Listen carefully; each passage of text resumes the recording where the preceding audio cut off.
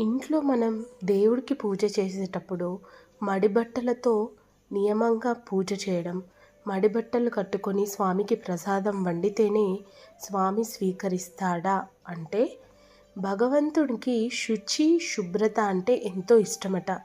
నీ ఇష్టాన్ని గౌరవించి స్వామి నిన్ను పూజిస్తున్నాను అని భావన చేసుకొని మడి మీద పూజ చేస్తూ, స్వామి అన్యులెవ్వరినీ తాకకుండా నీకోసమే భక్తితో ఈ మడి ధరించాను, వస్త్రం ఆరే వరకు నీ సేవ, మడి వస్త్రంతో చేసే పూజ, ప్రసాదం అన్నిటికీ కూడా పరమార్థం ఇదే అని పెద్దలు చెప్పారట.